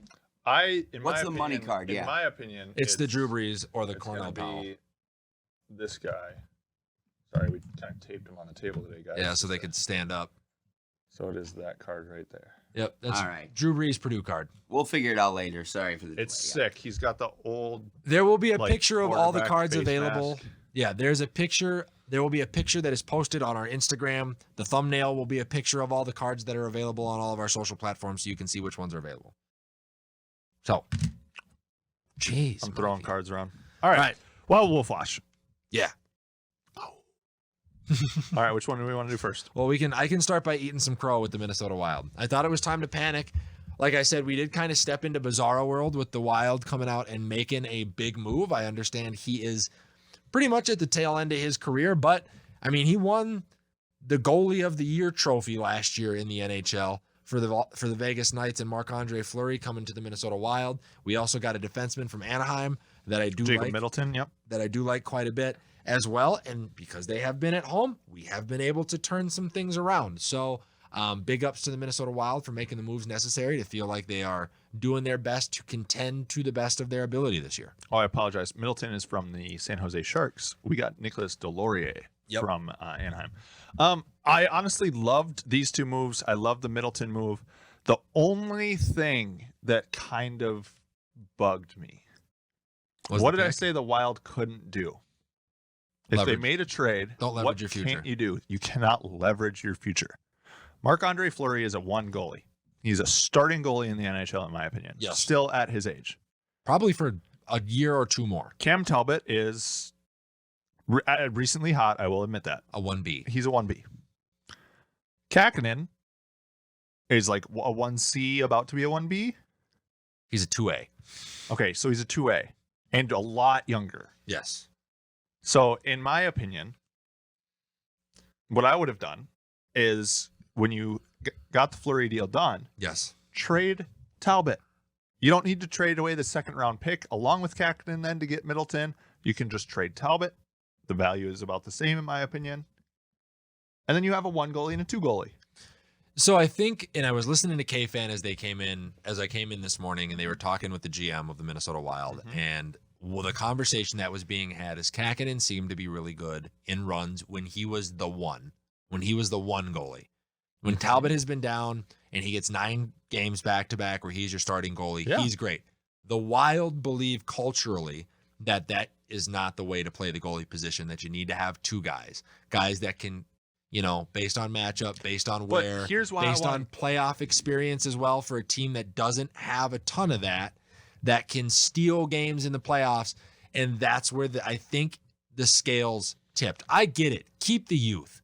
I totally understand. He could have been our goalie for the next 5, 6, 7, 8, 9, 10 years. He also could have been our goalie for the next 9 or 7, 8, 9, 10 months and not panned out. So it's the devil versus the one that you don't. But you have a one goalie. So, like, in my opinion, even if you're doing a 2 goalie rotation, it's typically one goalie for 3 games, and then the backup plays a game, and then 3 games, backup plays a game, right? Roughly. Sure. Yeah. That's fine. So say Fleury wins 2 of his 3 in a playoff series, Kakkonen loses his, and now we're sitting at 2-2. Like, in a season, in my opinion, where you are not to leverage your youth and future to win the cup this year. But here's the difference. I know you feel that way. We have heard it time and time again that you believe that winning a Stanley Cup this year or getting out of the first round of the playoffs is not a necessity. Because I would rather win the Stanley Cup 2 years in a row next year and the year after. You're right. But that's my logic. It's not that I don't want the cup. I get it. But I also believe that the Wild took a look around the league and went, we can get it done this year. And when you have opportunities, you don't pass them up. So they went, okay, who has enough playoff experience to help the young defensemen, the young forwards, guys who have seen a lot of action, to help calm nerves, to be a culture piece? Andre-Fleury. What's it going to cost to get him? It's going to cost this. Well, we got to pull the trigger, because if we don't, and we let this opportunity go and we get into the playoffs, and the only thing that we don't have is, and we go into the playoffs with Talbot and Kakkonen, and you're right, we go 2-2, but then Talbot gets banged up and Kakkonen's got to hold the net down in an important series, and because he is inexperienced, then he gives a game away, and then next year somebody gets hurt or blah, whatever the case may be. Kaprizov, or we got to make another trade, or cap issues, or somebody wants to force their way out. I think the injury thing is an absolute cop-out because Fleury can get hurt tomorrow. You cannot pass up opportunities to win when you can win. You just can't. You can't. I talked about you. We talked about this before the show. There is a stigma in Minnesota that because we have been so bad for so long that being above average is like winning a championship here. That culture needs to change. You're right. They are a playoff-bound team. If you are a playoff-bound team that believes you are going to be able to capture the 2 or 3 seed in your division this year, your eyes need to be solely fixed on a Stanley Cup. How many players on the Wild right now are over 30? Not a lot. Like okay, so your winning window is super wide. So why would you trade your future? Like, I'm sorry, dude. I think Fleury is going to have to play extremely well, and he will in the playoffs in order for this to pay off. And I would not be surprised if we re-sign him for next year. I wouldn't either. But like I said, I would rather the way I think of building teams, guys, is I'd like to win championships 3 out of 4 years type thing, and not just one every 20. Sure, leverage your future, trade draft picks away, trade youth away, bring in that veteran guy that wins you that one cup. We'll wait 40 years for another one. That's not the way, in my opinion, you do it. You build because guess what, dude? The injury thing is a total freaking cop-out because injuries can happen. Andre-Fleury could step out on his patio this morning, letting his dog take out shit and sprain and break his ankle. Well, guess what? He was in goal looking great at practice this morning, so that didn't happen. I mean, his dog's got a shit at one. I don't know. Dude, you don't understand my point. To say, oh, well, injuries could happen next year. Injuries can happen this afternoon. That's a total cop-out, in my opinion. The best way to do it as a GM, from a roster standpoint, is to make your championship winning window as wide as humanly possible. So say I have a 5-year championship window. Guys get hurt for 3 of them. Now I have a 2-year shot at the championship. But Kaapo Kähkönen was not a championship caliber goalie. Yet, and you had a one in Fleury. He's not. You had a one in Fleury. He's not. Fleury is your championship goalie. There's one goalie on the net on the ice at one time. Read the screen. Read the screen. Why are you afraid of winning? Why are you afraid of chasing a champion? Do the Wild have more than one championship? Do the Wild have a Stanley Cup? Do the Wild have a Stanley Cup? No. Okay. They need to get one before they can worry about getting multiple. Just saying. That's how I'd build a team. No, you're wrong. I'd build it to try to, the Lightning have won back-to-back. How have they done it? They haven't leveraged their entire future for 2 Stanley Cup runs. No, they developed in-house. They brought talent up, and now they're way freaking better than the entire league because they kept their youth together. And we can do that still. Not if you gave up. Trade away. Oh. We gave up a goalie and a conditional 2nd-round pick. Relax. It's not that serious. I was relaxed until I said I liked every move other than that move. Why? But you're bringing in a guy who's got 82 playoff wins as a goalie. Again, I liked every other move other than the trading away Kähkönen move. The guy couldn't stop a tumbleweed that's in the desert. False. At points in the season. He couldn't. Neither could Talbot. And Talbot's more expensive and older. So you get rid of Talbot next year and you find another goalie. Get rid of Talbot this year instead of Kähkönen is my point. If the Blackhawks say no to that, but they're like, we'll take Kähkönen, do you just shut the whole deal down? You're like, nah, fuck it. We'll ride. He didn't go to the Blackhawks. He went to the Sharks for Middleton. My point being, if beggars can't be choosers. We were looking for pieces. We were buyers. Okay. We had to kind of listen in order to get the pieces that we want to what the other teams wanted in return. Okay? I understand that, but the urgency of our buying wasn't as high as people want to believe. It is because you were hitting panic mode last week, and now we're 5-1-1 in our last 7 games. I was hitting panic mode last week because this is a Stanley Cup caliber team that needed to be doing Stanley Cup caliber things and making Stanley Cup caliber moves, and we weren't going to be able to do that with Kaapo Kähkönen in the net and a weak defense. And they fixed both those things at the net. Fleury would. How many the trade deadline? This is Vikings fans being pissed off about signing Sean Mannion. There's one football, one quarterback. There's one puck, one goalie. There's not. They're gonna get multiple starts. How many over the course of the playoff series with 2 goalies in the same net? I'm not saying on the Not- ice at the okay. same time. Okay, cool. But Sounds it's good. a whole lot different than a quarterback. I get it. You think he was indispensable to you? Like, I mean, that goalie was that good that No. it's just right. there's no- All That I'm to saying me- is that's the one move I disagreed with, and like we're like making it a big deal for some well, reason. we just want to know why you're afraid of winning the Stanley Cup. That's Thank all you, we're Gabe. trying to find out. Thank you, Gabe. I want 2 cups or 3 cups, not just one. That's all. Well, You got to that's get just greedy. one before you can get Let's two. just get one. Yeah. Yeah. Just saying. That's like let me ask you this. So Then why let's- don't we just trade away like Fiala for someone who's better because Fiala's younger and we can get I'm someone not like. saying when you that. play- Well, poker? let's trade away all our youth guys and just go for the cup this year. Why not? When you play poker, do you just wait until you have 4 aces and then bet? Yes, Uh, Mike you is just one of wait those guys. through the To, whole- to be honest, I'm actually a very conservative poker player, and it typically turns out very, very, very well for me. Let's keep in mind earlier I've in the won show. a This tournament is, with like 400 plus people, so like, yeah. keep in mind, by the way, this is also the same guy that earlier in the show admitted that he had been brainwashed by Joe Mauer media. And let me ask you, for the At Vikings, least I admitted it. If I the admitted when I Vikings- was wrong, unlike someone That's I know. true. if the Vikings had the opportunity to trade away and do like a Rams thing and go all in, and you're like, it will guarantee them a Super Bowl this year, would you say no? That's It's okay. not different. It is different because what year was the Wild established? 2003, and the Vikings have been like 65, 1965, 61, 61. and the Vikings have been toiling in mediocrity for 60 years. It's different. It's not different. It is. You got to It get is. one before you Especially can get two. because the Wild had reset after trading away Parisi and Suter and having a youthful roster that some didn't even think was a playoff roster going into the season. So you've already exceeded expectations, like I've said many, many times. No. How do you mean no? Because I get it. We had Giles Farrell on the show at the beginning of the hockey season telling us we'd be lucky to make the playoffs. And he was obviously wrong as fuck. By the way the season started, No, it just means okay, dude. Like, all right, move on. Wolves. let us know what you guys think about the Wolves are Minnesota doing Wild. things that Nick didn't think that they would. Shocking. True. And guess what? I can admit, I can walk back my statement, but I'm gonna tell you the same thing.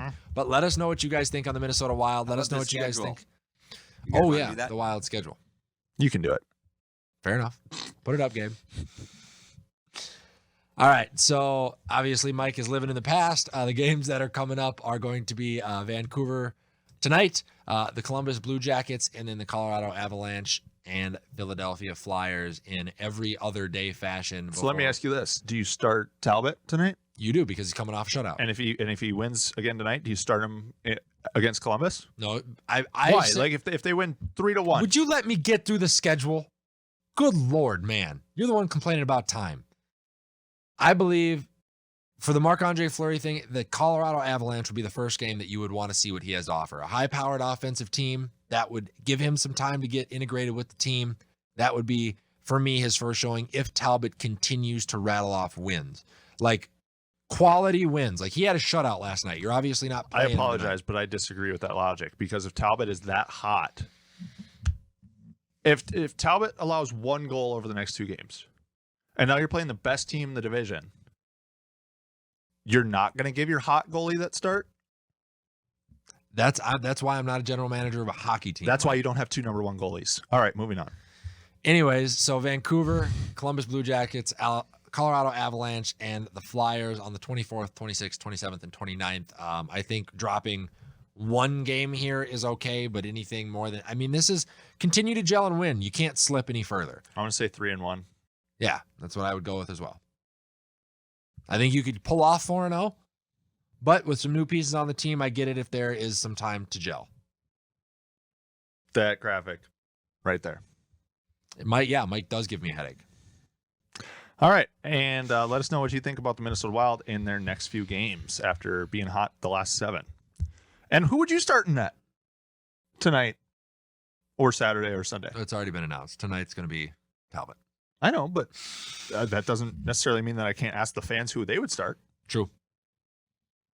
Let us know. We'll get back to you either here live on the show or after the show once I, get Mike a warm bottle of milk or something and sing him a lullaby, calm him down a little bit. But Dylan Austin says, I don't watch hockey, but what's y'all's thoughts on the Flyers trading away Claude? No, the Flyers fans are sick. Not a Flyers fan, not a huge hockey fan. Don't know who he is. Don't really care. You don't know. Not a Philadelphia fan Yeah, No. in of the general. city, right? You don't know who Claude Giroux is. I'm not a fan of the Sixers because I don't like Embiid. I don't like the Eagles. You don't know who Claude Giroux is, though? No. We got to give Dylan like some sort of Dylan, like a John Clayton type thing, like where he breaks in. He's the breaking news guy. He is. It's awesome. Dylan, I would say it's unfortunate for the Flyers. You know, as a franchise guy, he's been there for 15 years or whatever it is. He was the face of the Flyers. Yeah. So unfortunate for that fan base for sure. But you guys are not young. a good hockey team right now. And they're going young. Their youth is what they're leaning on. Kind of got to reset. It's unfortunate. I would say be happy enough that your GM is one to actually pull the trigger and get some value back for him instead of letting him versus what Minnesota GMs typically do, which is typically wait 2 years too long and then move on. Yeah, So they wait till there's rust on the skates before they trade guys away. Dylan Austin also breaks in here with a little bit more news. LSU linebacker Damon Clark is undergoing spinal fusion surgery today and will miss his rookie season. One of the top linebackers in the NFL draft. This is kind of interesting because who's the guy from Michigan that tore his Achilles earlier this week?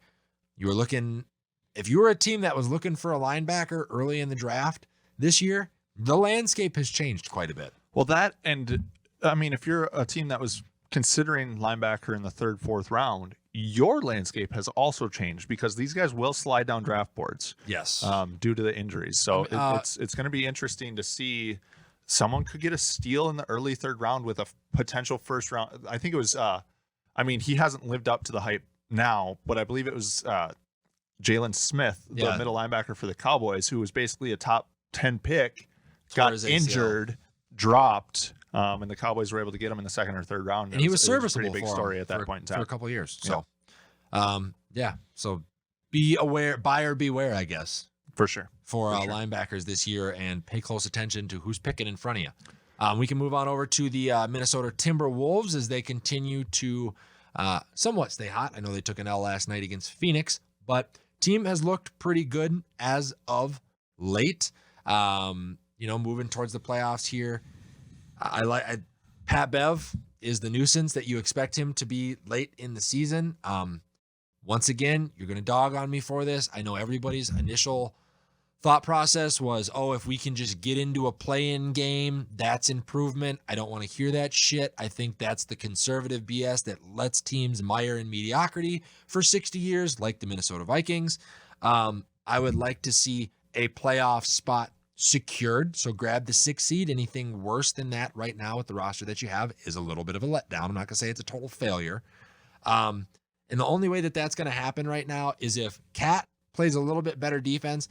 33 against 8 the other night. Powell went off, who's a role player for the Dallas Mavericks in the pick and roll against him the other night as well. So Cat, I know you can go out and score 60, but maybe play a little bit better defense in the coming weeks. And Ant needs to find his offensive rhythm again. He has been a tad bit off key for the last couple of games. And if those two things happen, that's how we get bounced in the 1st round. Or if we wind up in a play-in game, don't wind up making the playoffs. Go ahead. That's all I had on the Wolves this week. I just want to do that graphic right now with you. You are literally a guy who bet the fact that the Timberwolves would not make the playoffs at the beginning of the year. You're right. They're basically clinched as a play-in team. Right. In my opinion, they're much better than all of the other play-in teams and will make the playoffs. Maybe. And now, with 10 games to go, you're basically saying, well, if you don't win the championship, it's all for naught. No. I'm not saying that. I mean, at the beginning of the year, I didn't think you were going to make the playoffs, but if you don't win the whole thing, failure of a season. No, I'm just saying. You just said if they don't make the 6th seed, it's almost a failure to the season when you literally bet that they would not make the playoffs at the beginning of the year. But now you just mentioned championships. I'm not mentioning anything about championships. Do I think that this team expectations cannot change throughout the year, dude? Yes, they can. If your hope with a youthful team is to make the playoffs, Wild Wolves, you're hoping to make the playoffs. That's like teams do this, dude. They start at the bottom and then they go up, win a championship, and then they come back down.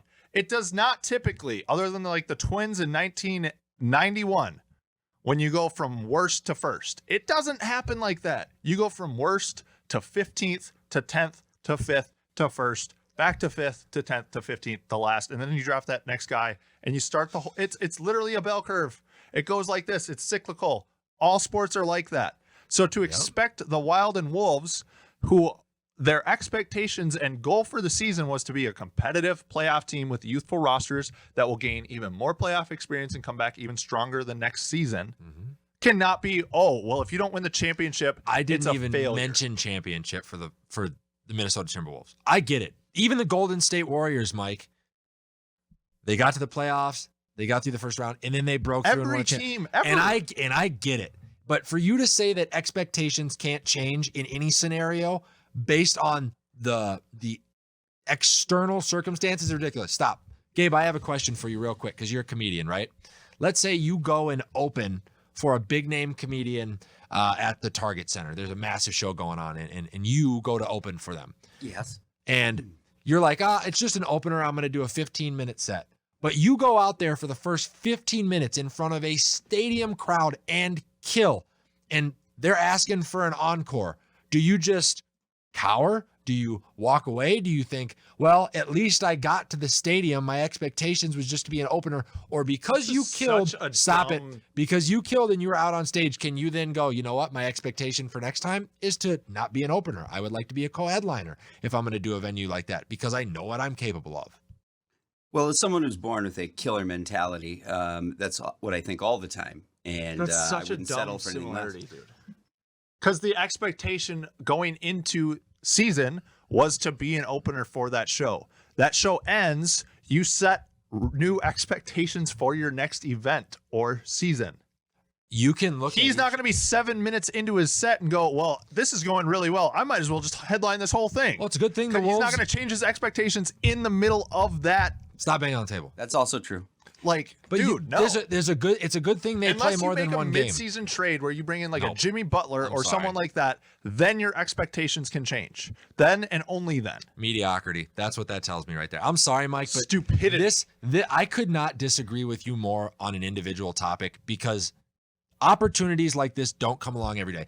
You could wind up next year. If you build a team that has a wide winning window, it happens a lot more often than you think. I'm out. Have fun with the rest of the show. Really?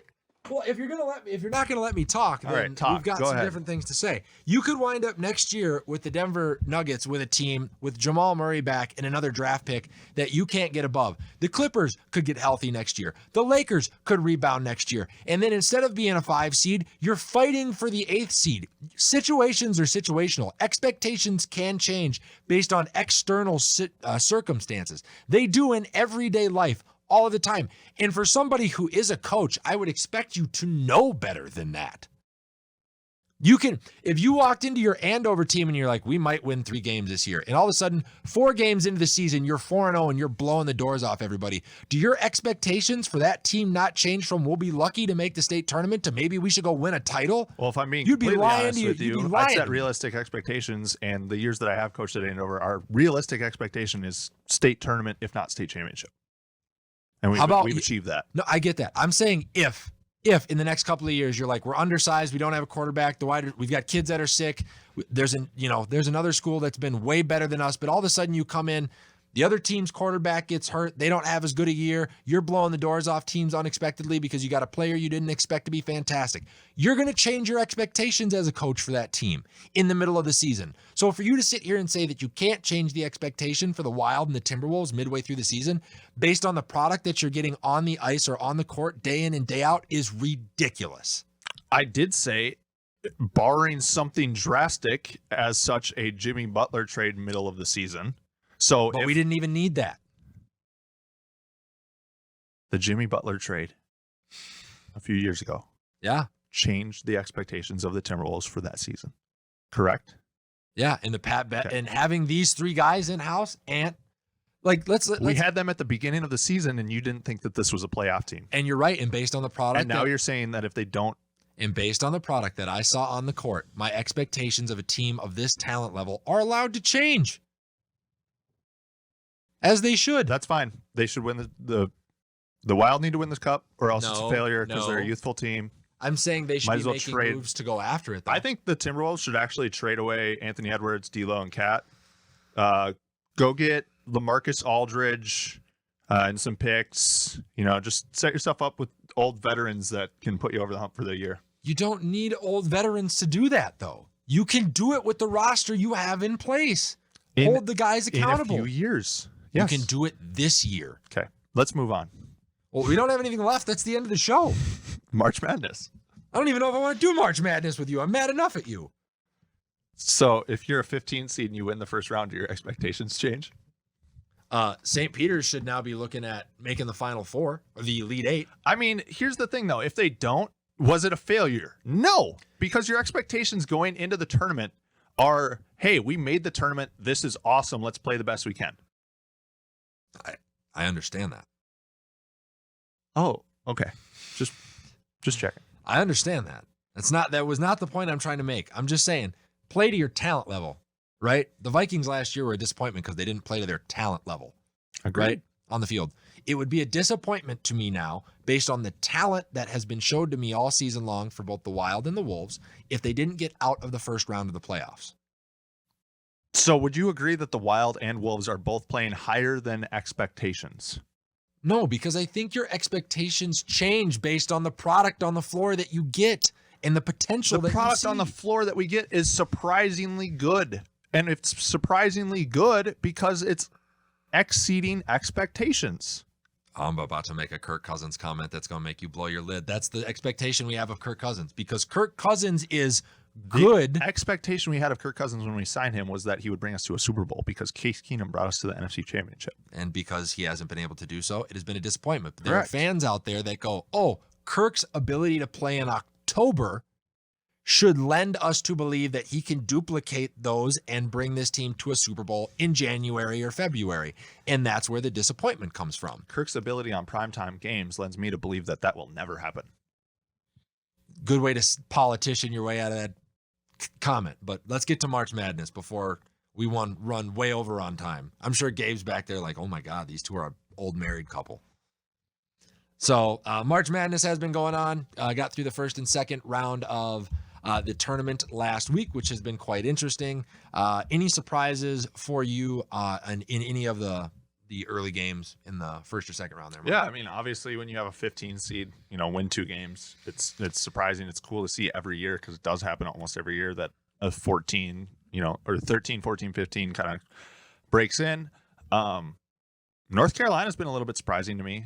Their ability to upsetting Baylor. That was an extremely fun game to watch as well. North Carolina was up, I want to say like 15 or something with 5 minutes left. Baylor comes back, ties it, forces overtime, and North Carolina is strong enough to hold on.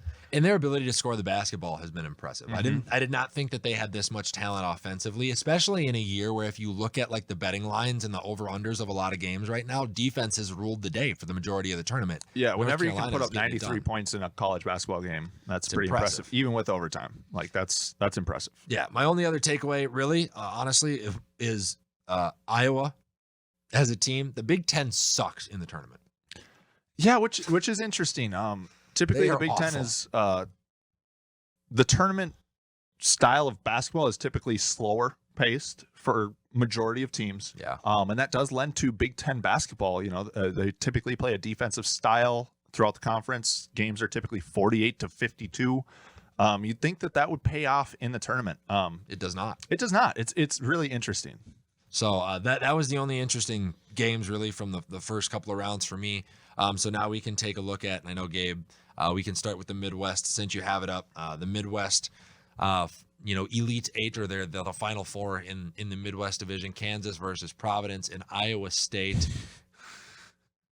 versus Florida. Mike, who are your picks in these two games coming up? And then who do you got making it out of this portion of the bracket? I'll take Kansas over Providence.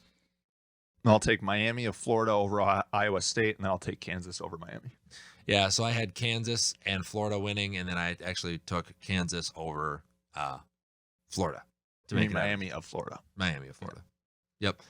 Then in the East, go ahead. I'm going to take UNC. I've always been kind of a UNC guy. Hard to go against Jordan Brand. Well, but I've just been a fan of Roy Williams, and I've always looked at the North Carolina Tar Heels as a little bit more of a blue collar team versus the white collar Duke Blue Devils. So I'll take North Carolina there on their fun run here, and I'll take St. Peter's. Hey, we agreed on something. Check that out. And then just cause just because I'll take St. Peter's. I'm going to take UNC. It's hard for me. Like, I looked at the scores of the games for St. Peter's.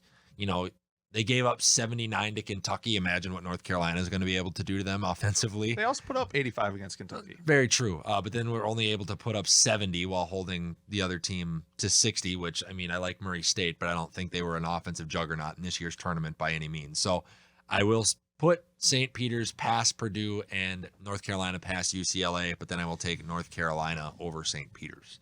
Then we have the South. I will take Arizona over Houston and Villanova over Michigan because I hate Michigan. I do not like Juwan Howard. I do not like anything about that brand. I do not like coaches that punch people, and I don't like it bothers me. Perennial first, preseason all first team, whatever, and then this massive slump in the middle of the year. Then they get to the tournament and they just want to flip the light switch on. No, thank you. I do not like the Kansas City Chiefs style of basketball in my bracket. So buzz off. I'll take Houston over Arizona. Whoa. I'll take Houston over Arizona. And I'll take Villanova over Michigan. Arizona has not played very good basketball in the tournament. To barely survive TCU is not good basketball as the number 1 seed. I apologize. I think Houston's playing good basketball.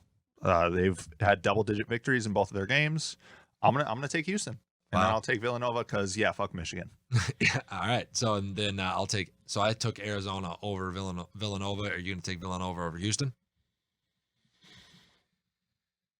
I think that one's going to come to a tie, actually. Stop it. No, I'll take Villanova. All right.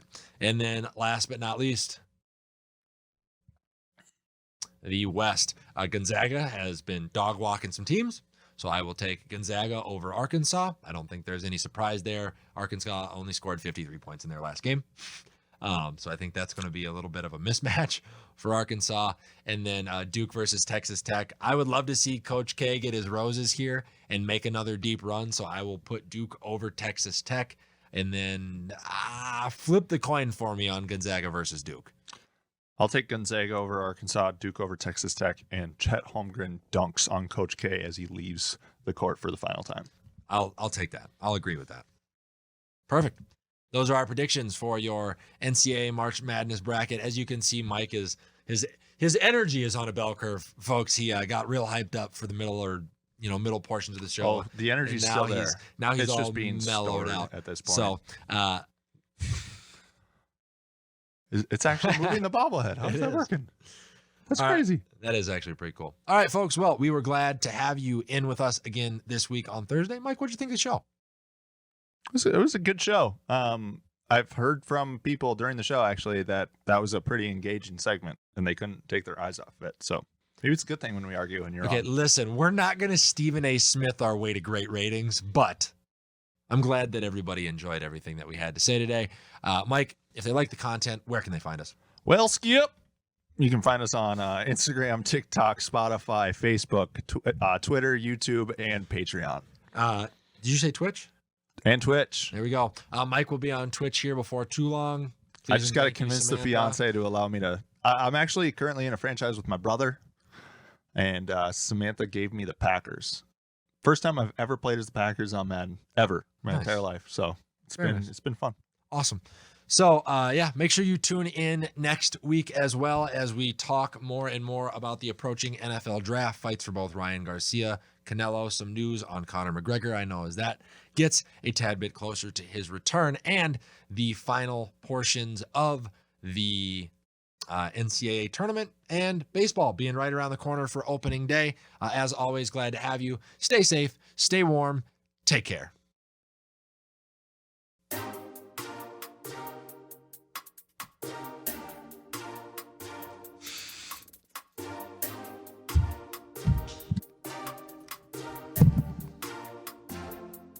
You irritate me sometimes. No fucking. I was legitimately just gonna walk out of this. I thought you would. I was so close. Oh, I have a headache. MBC. No relation to NBC.